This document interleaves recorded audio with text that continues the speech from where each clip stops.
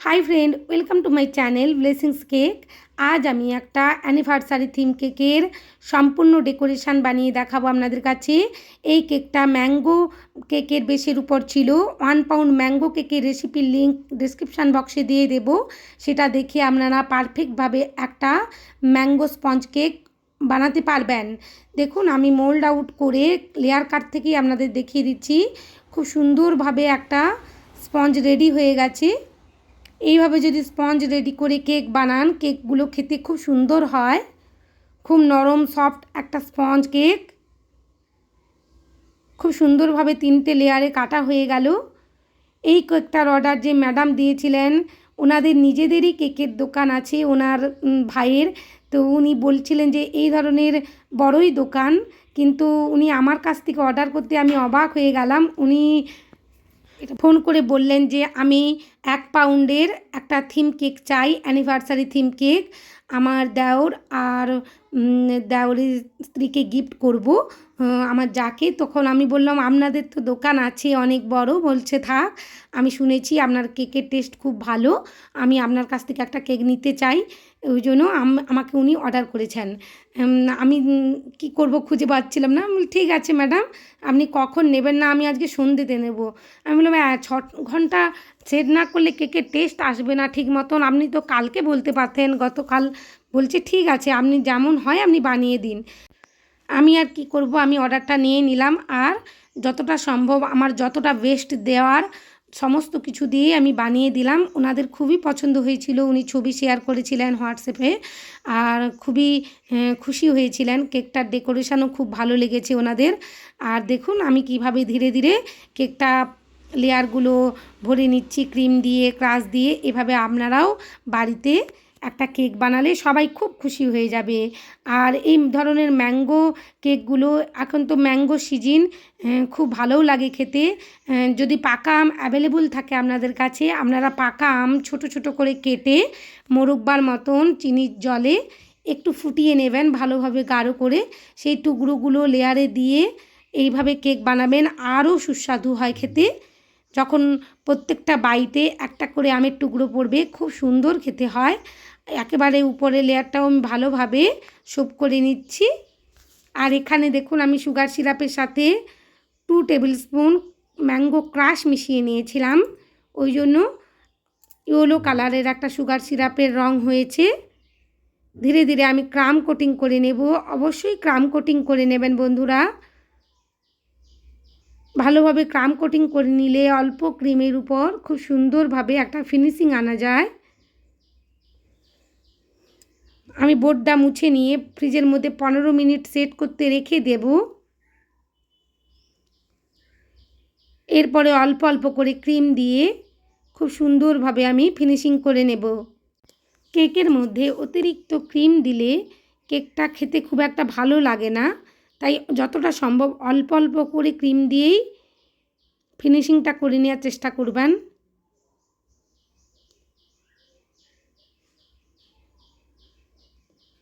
দেখুন আমি প্যালেট নাইফটা দিয়ে কত সুন্দরভাবে ফিনিশিং করে নিচ্ছি। প্রথমে ক্রিমগুলো কেকের গায়ে মাখিয়ে নিতে হবে, কেকের সাইডগুলোতে যে অংশগুলোতে বাকি আছে মনে হচ্ছে ভালোভাবে মাখিয়ে নিতে হবে। তারপর ধীরে ধীরে টার্নিং টেবিলটা ঘুরিয়ে ঘুরিয়ে খুব সুন্দরভাবে ফিনিশিং করে নিচ্ছি।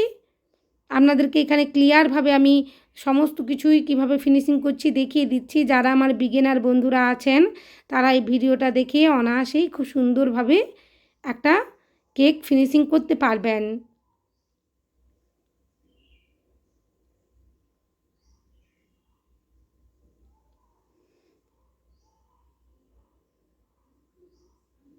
সব সময় টার্নিং টেবিল ঘোরাবেন বন্ধুরা, প্যালেট নাইফ কখনোই ঘোরাবেন না। আমি একটু পিঙ্ক কালারের ক্রিম রেডি করে নিয়েছি, সাইডের অংশে প্যালেট নাইফ দিয়ে মাখিয়ে দেব। এই ধরনের 2 বা 3 শেডের কেকগুলো দেখতে খুব সুন্দর লাগে, সেটাই আমি করে নেওয়ার চেষ্টা করেছি।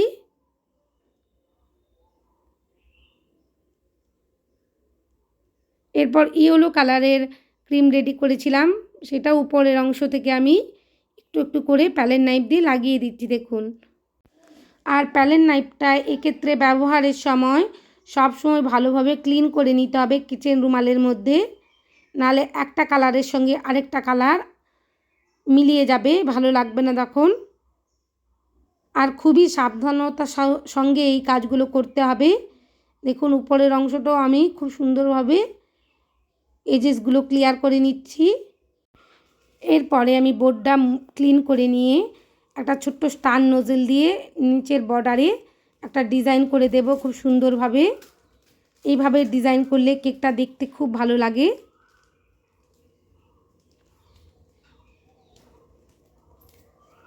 এখানে ইয়েলো কালারের সাথে একটু হোয়াইট কালারের ক্রিম নিয়ে একটু হোয়াইটের সাথে ইয়েলোর যে আভাটা হয় সেটাই করে নেওয়ার চেষ্টা করেছি। দেখুন ফুলগুলো খুব সুন্দর দেখতে লাগছে।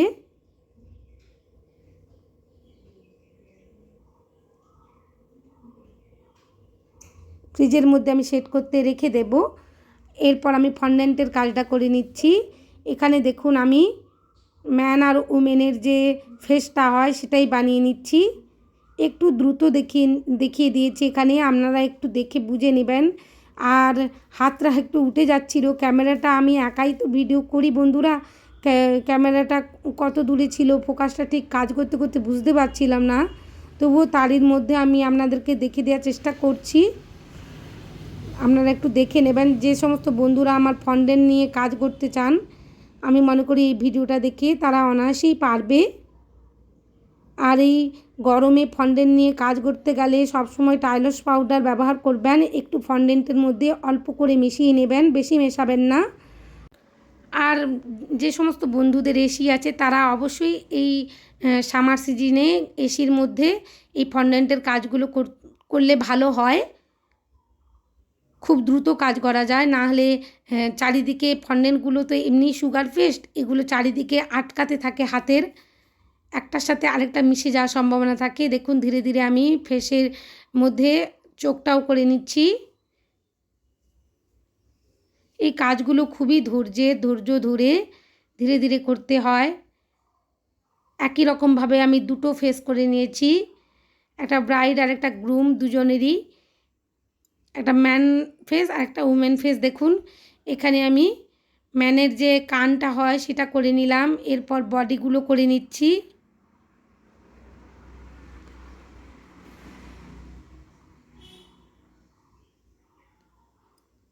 এইভাবে ধীরে ধীরে সমস্ত কাজগুলোই করে নেব। রেড কালারের শাড়ি করে নিয়েছিলাম, ভালোভাবে পাতলাভাবে কেটে নিয়েছি, একটু কর্নফ্লাওয়ার ছড়িয়ে দিয়েছিলাম ফন্ডেন্ট ম্যাটের উপর, তারপর ভালোভাবে বেলে নিয়েছি। নাহলে বেলতে অসুবিধে হয় ফন্ডেন্টগুলো, অবশ্যই কর্নফ্লাওয়ার ব্যবহার করবেন। এরপর আমি হাত করে নেব।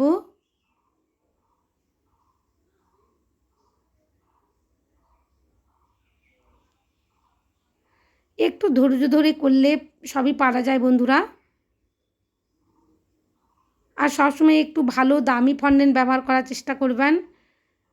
মার্কেটে অনেক রকমের ফন্ডেন্ট পাওয়া যায়, কিন্তু যে ফন্ডেন্টগুলো বেশি চিপচিপ করে ওগুলো হাত দিয়ে কাজ করাই যায় না, টাইলস পাউডার দিলেও কাজ করা যায় না। তাই একটু ভালো মানের ফন্ডেন্ট ব্যবহার করার চেষ্টা করবেন, তাহলে কাজ করতে সুবিধে হবে। ধীরে ধীরে আমি হাতের মধ্যে শাঁখা আর পলাটাও করে নিচ্ছি। এগুলো অবশ্যই হাতটা বসানোর আগেই করে নেবেন, না হলে অসুবিধে হবে। এরপর যে ব্লাউজের হাতাটা হয় সেটাই পরিয়ে নিলাম হাতের মধ্যে। হাতটা আমার একটু উঠে যাচ্ছিল ক্যামেরা থেকে, আমি বুঝতে পারছিলাম না কি, কাজ করতে করতে ওগুলো মনে থাকে না খুব একটা।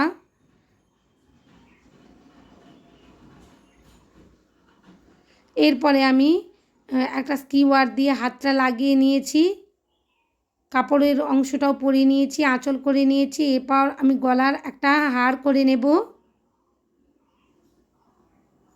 সমস্ত কিছুই আমি গোল্ডেন এফেক্ট দিয়ে দেব, গোল্ডেন ডাস্ট দিয়ে। এটা অবশ্য গোল্ডেন কালারের ফন্ডেন্ট কিনে এনেছিলাম, সেটা দিয়েই কাজ করছি আমি এই কাজটা।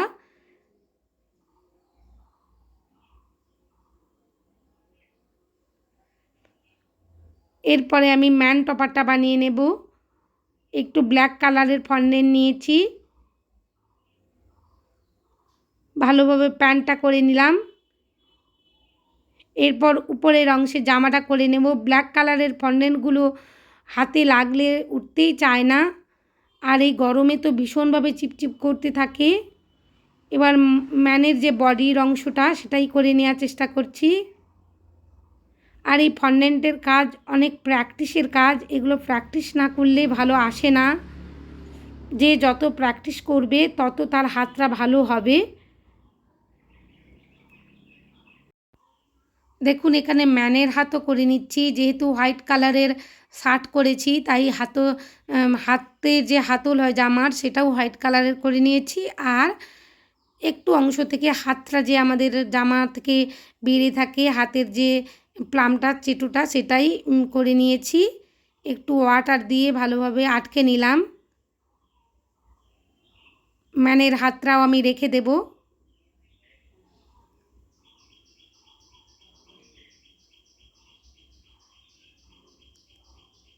এরপর কলারটাও করে নিচ্ছি আমি।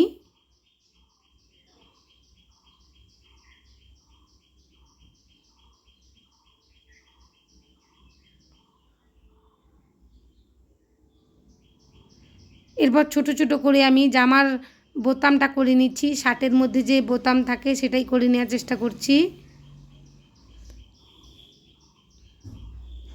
ম্যানের যে ফেসটা বসিয়ে দিলাম, এরপর হেয়ারগুলো করে নেব ধীরে ধীরে।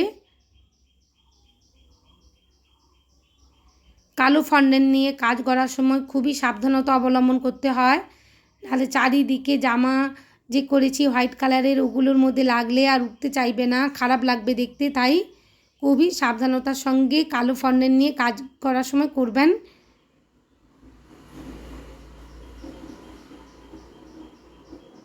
একই রকমভাবে আমি ওমেন ফেসটারও হেয়ার করে নেব।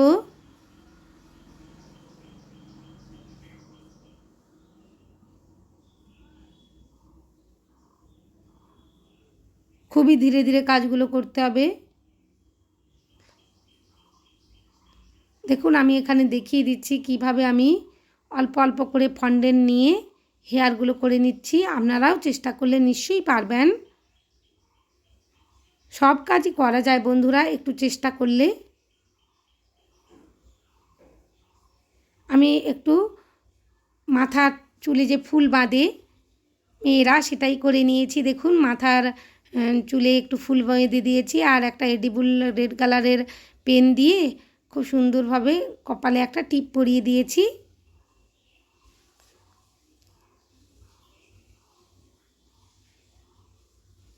এরপর গোল্ডেন এফেক্ট দিয়ে দেব। এখানে আমি এডিবল ডাস্ট, যে গোল্ডেন কালারের ডাস্টটা আছে সেটা আপনারা তেল দিতেও পারেন, আমি একটু ভিনেগার দিয়ে দিয়েছিলাম। তেল দিলেও ভালো হয়। একটু তেল দিয়ে 1/4 টিস্পুন তেল দিয়ে মাখিয়ে নিতে হবে ডাস্টটা, এডিবল গোল্ডেন ডাস্টটা মাখিয়ে নিয়ে খুব সুন্দরভাবে এরম তুলি দিয়ে কাপড়ে, ব্লাউজে সমস্ত জায়গায় আমি এফেক্ট করে দেবো, একটা গোল্ডেন এফেক্ট করে দেব। এরপর আমি শাঁখাগুলো করে নেব।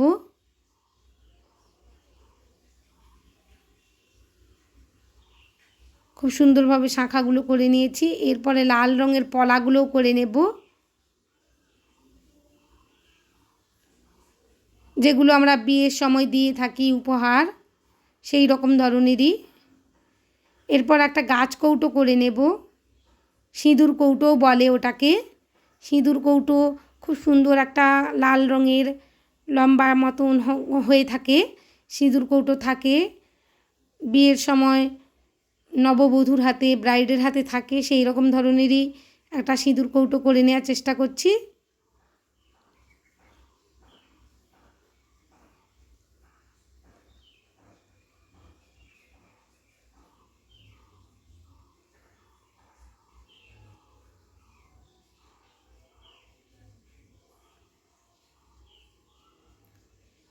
একটু একটু করে জল দিয়ে আটকে নিচ্ছি, নাহলে আটকাচ্ছিল না।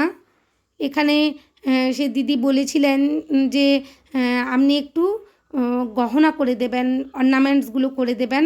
আমার কাছে দেখুন একটা ফন্ডেন্টের মোল্ড ছিল এরকম ধরনের অর্নামেন্টগুলো আমি করে নিলাম সেই মোল্ডের মধ্যে দিয়ে। খুব সুন্দর একটা ডিজাইন এসে গেছে দেখুন, গোল্ডেন কালারের ফন্ডেন্ট দিয়ে বানিয়েছি, কিন্তু তবুও আমার যেন মনে হচ্ছিল কোথাও একটা গ্লেজি ভাব কম, তাই আমি এখানে একটু গোল্ডেন যে ডাস্টটা রেডি করে রেখেছিলাম অয়েল দিয়ে, সেটা দিয়ে আমি মাখিয়ে নিচ্ছি, ভালোভাবে লাগিয়ে নিচ্ছি, খুব সুন্দর দেখতে লাগবে। আমার এই রেসিপিটা যদি ভালো লাগে, আমার এই কেকের ডিজাইনটা যদি আপনাদের ভালো লাগে, প্লিজ আমার চ্যানেলটা সাবস্ক্রাইব করবেন বন্ধুরা, আর পাশে থাকা বেল আইকনটি অবশ্যই ক্লিক করে দেবেন যাতে সমস্ত ভিডিওর নোটিফিকেশান আপনাদের কাছে পৌঁছে যায়। লাইক শেয়ার কমেন্ট করতে ভুলবেন না। আর বাড়িতে অবশ্যই আপনাদের প্রিয় মানুষের জন্মদিনে কিংবা অ্যানিভার্সারিতে যে কোনো ওকেশানে এরকম ধরনের ফন্ডেন্ট টপার বানিয়ে আপনারা অর্ডার পূরণ করতে পারেন বা খুশি করতে পারেন নিজেদের আপনজনদের। এরপর দেখুন একটা তুলি দিয়ে আমি খুব সুন্দরভাবে লিখে নিচ্ছি, রেড জেল কালার ইউজ করেছি এখানে। হ্যাপি অ্যানিভার্সারি লিখতে বলে দিয়েছিলেন দিদি, টু ইউ বোথ, সেভাবেই আমি লিখে দিয়েছি। ওনাদের কেকটা সত্যি খুব পছন্দ হয়েছিল। সাইড থেকে রিবনের মতন করে একটু কেটে দিলাম। এরপর আমি ডেকোরেশন করে নেব, ধীরে ধীরে ডেকোরেশনটা করে নিতে হবে। কেকটার চারিদিক থেকে আমি একটু গোল্ডেন সুগার বল ছিল আমার কাছে, সেগুলো দিয়েই খুব সুন্দরভাবে ডেকোরেশন করে নিচ্ছি।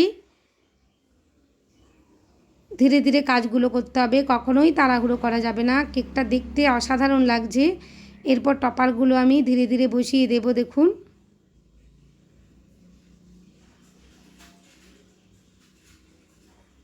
প্রথমে ম্যান টপারটা বসিয়ে নিয়েছি, এরপর ওমেন টপারটাও বসিয়ে দেব একই রকমভাবে।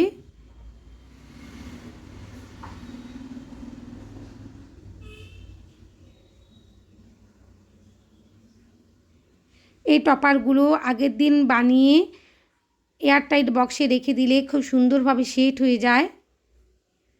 আপনাদের এ ধরনের ফন্ডেন্টের অর্ডার থাকলে আপনারা আগের দিন বানিয়ে এয়ারটাইট বক্সের মধ্যে সেট করতে রেখে দেবেন, তাতে আপনাদের কাজ করতে সুবিধে হবে।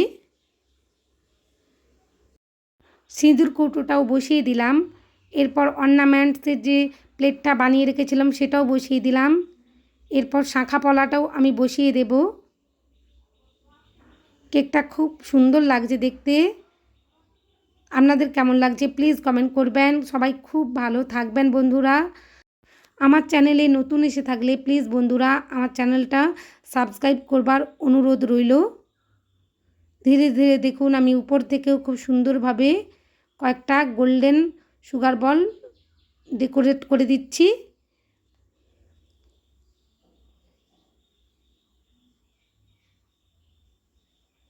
খুব ভালো লাগছে দেখতে কেকটা। থ্যাংক ইউ বন্ধুরা আমার ভিডিও দেখার জন্য।